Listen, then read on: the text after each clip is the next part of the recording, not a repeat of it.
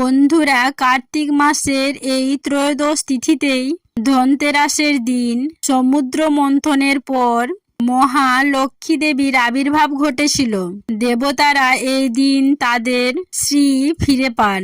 সেই কারণে এই দিনটিকে মহালক্ষ্মী তথা বৈভব লক্ষ্মীর আবির্ভাবের দিন হিসেবে গণ্য করা হয়। এই বছর 1432 বঙ্গাব্দ 2025 সালে এই ধনতেরাসের তিথি পড়েছে আগামী 8ই অক্টোবর শনিবার দিন। ধনতেরাসের তিথি শুরু হচ্ছে শনিবার দুপুর 1:21 থেকে, যা থাকছে পরের দিন 19শে অক্টোবর রবিবার দুপুর 1:54 পর্যন্ত।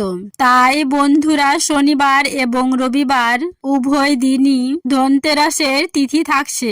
তবে বন্ধুরা, ধনতেরাসের যে শুভ সময় যে কেনাকাটি করবেন তা মূলত সম্পন্ন করতে হয় প্রদোষকালে। আর এই বছর ধনতেরাসের কেনাকাটির সব থেকে শুভ সময় হলো আগামী 18ই অক্টোবর শনিবার সন্ধ্যা 5:07 থেকে রাত্রি 6:43 পর্যন্ত। এই যে 1 ঘন্টা 36 মিনিট পর্যন্ত সময়কাল, এই সময়কালকেই বলা হয় ধনতেরাসের প্রদোষকাল, অর্থাৎ অমৃত যোগের মুহূর্ত।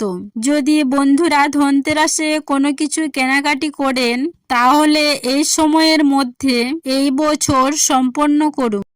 বন্ধুরা, কোজাগরী লক্ষ্মী পূজা থেকে শুরু করে দীপান্বিতা অমাবস্যা পর্যন্ত এই সময়কালকে বলা হয়ে থাকে মহালক্ষ্মীর আবির্ভাবের সময়কাল।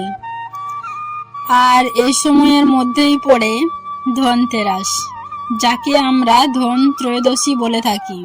এই দিনটি শাস্ত্র অনুসারে একটি অত্যন্ত গুরুত্বপূর্ণ দিন।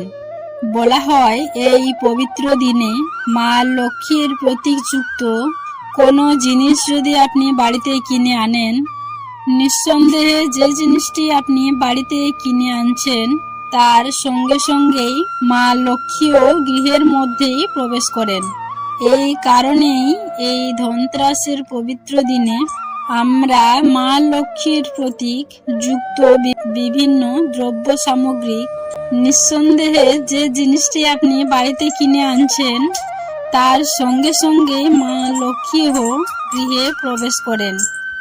এই কারণেই এই ধনতেরাসের পবিত্র দিনে আমরা মা লক্ষ্মী প্রতীকযুক্ত বিভিন্ন দ্রব্য সামগ্রী ক্রয় করে থাকি।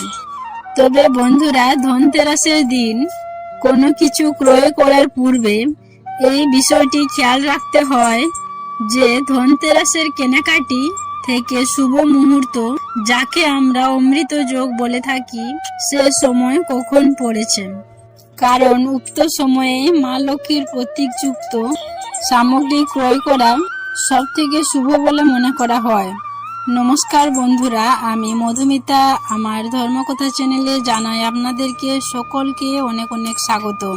আশা করছি ঈশ্বরের কৃপায় আপনারা সকলেই ভালো আছেন এবং সুস্থ আছেন। আশা করি দর্শক বন্ধুরা এই ভিডিওটি আপনাদেরকে সমৃদ্ধ করবে, তাই ভিডিওটি শেষ পর্যন্ত দেখুন। দেখার পর ভালো লাগলে লাইক কমেন্ট অবশ্যই করবেন এবং এই সংক্রান্ত কোনোরূপ কোনো প্রশ্ন থাকলে অবশ্যই জানাতে ভুলবেন না। বন্ধুরা, আসা যাক এবার মূল পর্বে। সনাতন ধর্মে দীপাবলি একটি অত্যন্ত গুরুত্বপূর্ণ উৎসব। দীপাবলি মূলত একটি 5 দিনের উৎসব। আর এই 5 দিনের মধ্যে একটি গুরুত্বপূর্ণ দিন হলো ধনতেরাসের দিন।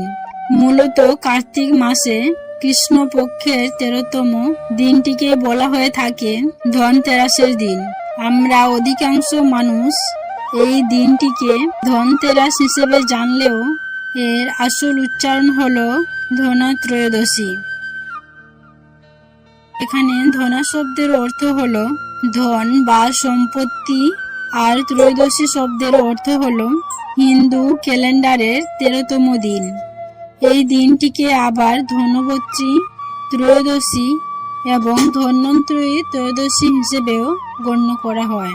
সনাতন ধর্ম অনুসারে এই দিনটি নানা কারণে যথেষ্ট গুরুত্বপূর্ণ।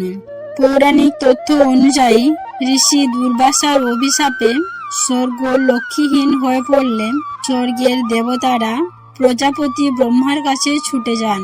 তখন প্রজাপতি ব্রহ্মা তাদের ময়নাক পর্বত নিয়ে সমুদ্র মন্থন করতে উপদেশ দেন। এই কাজে অসুরদের সহায়তা নিতেও উপদেশ দান করেন। সেই মতো সমুদ্র মন্থন করে দেবতারা ও অসুররা সম্মিলিতভাবে। আর এই সমুদ্র মন্থন করার সময় সমুদ্র গর্ভ থেকে মা লক্ষ্মী পুনরায় ধন সম্পদ সহ আবির্ভূত হন।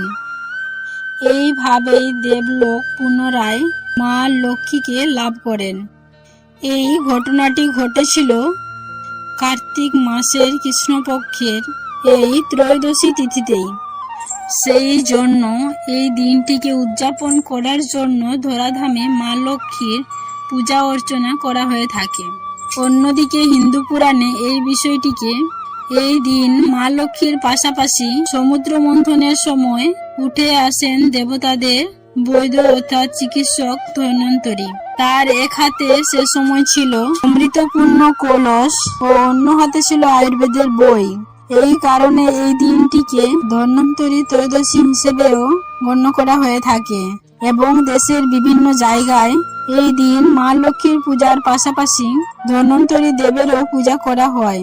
পাশাপাশি এই বিশেষ দিনে ধনদেবতা কুবের মা লক্ষ্মীর বিশেষ রূপের আরাধনা করে অষ্টলক্ষ্মী এবং মহালক্ষ্মী প্রাপ্ত হয়েছিলেন। যে কারণে এই দিন মা লক্ষ্মীর পূজার পাশাপাশি ধনদেবতা কুবেরেরও অনেক জায়গায় আরাধনা করে থাকেন। এবং এরই সঙ্গে এই বিষয়টি আপনারাও জানেন যে এই দিনটিতে জমের দীপদান করা হয়ে থাকে। এর পেছনেও একটি স্বতন্ত্র ঘটনা রয়েছে। বন্ধুরা, দীপাবলির এই দিনটি আমাদের সনাতন ধর্মে নানা কারণে যথেষ্ট গুরুত্বপূর্ণ।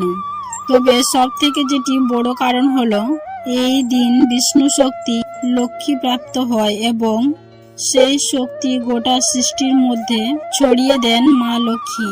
কথিত আছে এই দিন মা লক্ষ্মী তার ভক্তদের গৃহে পদার্পণ করেন এবং তাদের মনের যাবতীয় ইচ্ছা পূরণ করেন।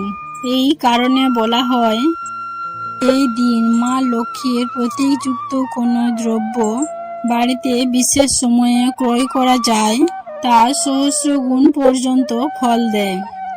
এই দিন সোনা রূপা সহ মূল্যবান ধাতু ক্রয় করা হয়। তেমনি যে সকল দ্রব্যগুলিকে মা লক্ষ্মীর প্রতীক বলে মানা হয় সেই সকল দ্রব্যগুলিও ক্রয় করা হয়।